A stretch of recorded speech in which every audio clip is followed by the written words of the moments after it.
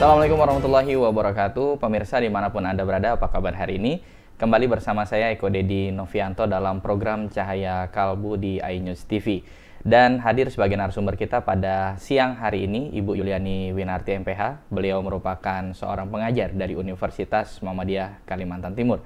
Dan tema yang akan beliau bawakan hari ini adalah membangun kelekatan bersama keluarga dan anak. Dan pemirsa, kita sapa terlebih dahulu narasumber kita. Assalamualaikum warahmatullahi wabarakatuh, Ibu. Waalaikumsalam warahmatullahi wabarakatuh. Ya, bagaimana kabar hari ini? Sehat? Alhamdulillah sehat, Mas Eko. Terima kasih Ibu sudah berkenan hadir dalam program kami, dalam program Cahaya Kalbu hari ini. Mudah-mudahan nanti apa yang kita diskusikan memberikan informasi yang positif dan inspirasi bagi pemirsa di rumah tentunya. Ya. Baik, Bu, berbicara tentang membangun kelekatan kepada keluarga dan anak. Tapi sebelum kita berbicara lebih jauh, barangkali Ibu boleh menjelaskan kesibukan harian Ibu selama ini apa saja. Tadi kan seperti yang kita ketahui Ibu bekerja atau beraktivitas sebagai seorang pengajar atau dosen di Universitas Muhammadiyah Kalimantan Timur. Untuk yang lainnya barangkali boleh kita berkenalan dulu agar pemirsa kita di rumah juga bisa mengenal lebih dekat Ibu. Terima kasih. Saya kesehariannya ya pertama selama pandemi ini ya tetap melakukan kegiatan sebagai seorang dosen ya. Kemudian tetap juga melakukan tridharma dosen ya, salah satunya ya seperti hari ini yang sudah kita lakukan.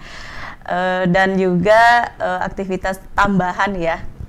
Dan juga mungkin pokok ini ya, yaitu saya sedang studi juga melanjutkan S3 di Universitas di Penogoro.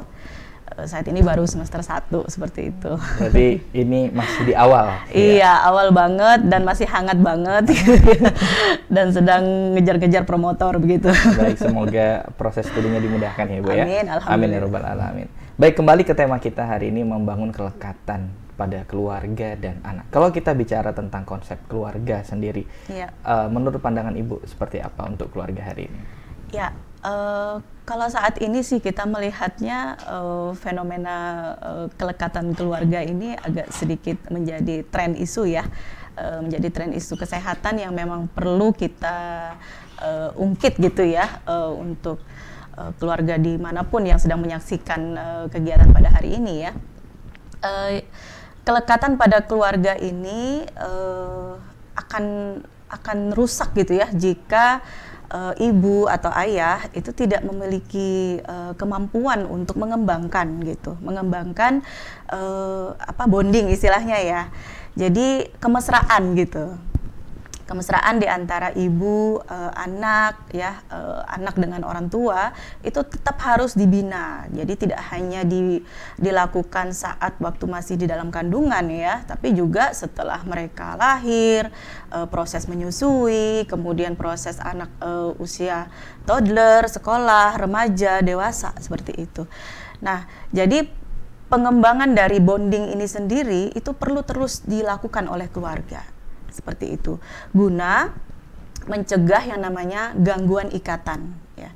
Kalau sudah terjadi gangguan ikatan atau kelekatan di antara kedua orang tua dengan anaknya, maka akan menimbulkan masalah baru.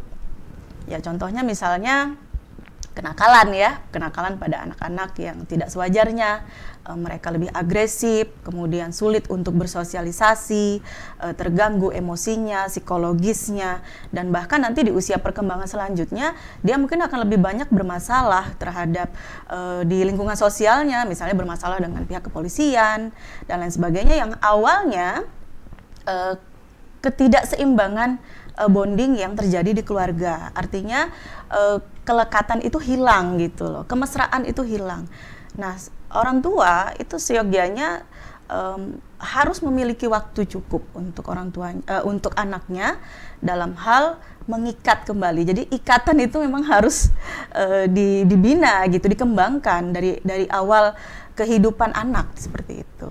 Baik Ibu, kalau kita bicara bonding sendiri ya, atau kelekatan, apakah kelekatan selalu bermakna protektif terhadap anak, khususnya bagi orang tua terhadap anaknya seperti itu? Ya, Jadi orang tua dengan anak perlu yang namanya memiliki timing yang tepat untuk memperlakukan mereka. Kapan mereka harus protektif, kapan tidak ya. Misalnya saat anak bermain gadget lebih dari 12 jam. Protektif kita adalah salah satu ungkapan bonding kita kepada anak tersebut bahwa memainkan gadget lebih dari 2 jam saja itu sudah tidak bagus ya untuk otak sebetulnya. Tapi di sisi lain, protektif yang demokratis itu adalah saat di mana anak itu bisa mengeluarkan ide, pendapat yang pengen didengarkan gitu ya sama orang tuanya, maka kita tidak boleh protektif di situ. Kita harus lebih bersifat demokratif. Ya, karena pola asuh itu memiliki tahapan-tahapan berbeda-beda. Kapan orang tua harus demokratis, kapan orang tua harus protektif, kapan harus permisif dan lain sebagainya gitu ya. Walaupun kita tidak membahas tentang pola asuh ya, tapi setidaknya dari proses keterikatan yang dikembangkan oleh orang tua itu orang tua harus punya skill atau ilmu untuk bagaimana sih saya harus menempatkan anak-anak saya ini pada kondisi-kondisi tertentu. Jangan sampai orang tua ini memiliki yang namanya sifat sumbu pendek gitu ya. Sumbu pendek itu artinya sedikit-sedikit meledak gitu ya. Dari hal-hal sepele saja dari anaknya dia langsung emosi gitu ya. Nah, sumbu pendek ini tidak diperkenankan bagi orang tua karena itu akan menggagalkan proses perkembangan bonding yang akan kita kembangkan kepada anak kita gitu. Nah, ini menarik Ibu. Jadi ada istilah protektif, ada istilah permisif tadi ya. Nah, barangkali bisa diperjelas bagaimana cara orang tua mengidentifikasi atau membedakan mana yang harus dimaknai sebagai bentuk protektif, mana yang harus dimaknai sebagai bentuk permisif ini tadi Bu, sehingga orang tua tidak salah kaprah. Maksudnya mungkin ingin permisif tapi ternyata malah protektif seperti itu. Silakan Ibu. Ya. Sebetulnya sebagai orang tua tidak perlu terlalu konsen ya, saya harus pola asuhnya seperti ini, tidak. Tapi orang tua yang demokratis itu adalah orang tua yang paling diharapkan oleh anak-anak gitu ya. Pada saat kondisi tertentu orang tua itu bersikap tegas ya, tapi pada saat kondisi tertentu orang tua itu bersikap demokratis ya. Jadi ada tarik ulur di antara pola-pola tadi yang membuat anak itu lebih nyaman dengan orang tua, mereka akan lebih betah di rumah ya. Kalau bonding itu gagal diciptakan saat proses kita mengasuh anak-anak kita di rumah, maka yang terjadi adalah anak-anak itu akan menjadi lebih labil emosinya, lebih cepat emosi dan mereka lebih bersifat destruktif ya. Kemudian bergaul dengan teman-temannya yang lain itu juga agak kesulitan. Kemudian konsentrasi belajar di sekolah juga bisa menjadi prestasi lebih menurun karena konsentrasi tadi menurun gitu ya. Dan yang terpenting adalah mereka tidak bisa mengelola emosi dengan baik karena dari awal sudah tidak ada kasih sayang yang diciptakan oleh orang tuanya. Nah, sedangkan kasih sayang itu sendiri adalah modal utama untuk menciptakan bonding tadi. Jadi ya itu tadi, orang tua itu harus bisa memposisikan dirinya lebih demokratis kepada anak-anaknya di kondisi-kondisi tertentu. Ya, jadi di sisi kasih sayang dan lain sebagainya itu akan lebih mereka rasakan, mereka lebih merasa aman di rumah, lebih betah di rumah dan mungkin akan mencari-cari kita sebagai tempat curhat seperti itu. Baik, ini menarik Ibu. Jadi kembali ke ke konsep yang demokratis tentu diharapkan oleh sebagian besar anak-anak.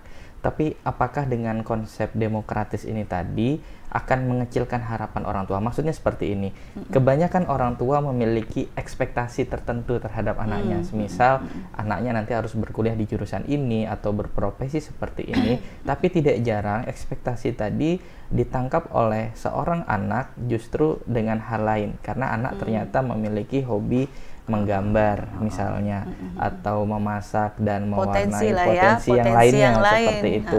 Lantas bagaimana cara orang tua tersebut untuk dapat mampu mengapresiasi potensi si anak tapi juga tidak mengecilkan hati mereka yang memiliki harapan besar bagi anaknya. Tapi sebelum Ibu menjawab hal tersebut, ada baiknya kita saksikan jeda iklan terlebih dahulu.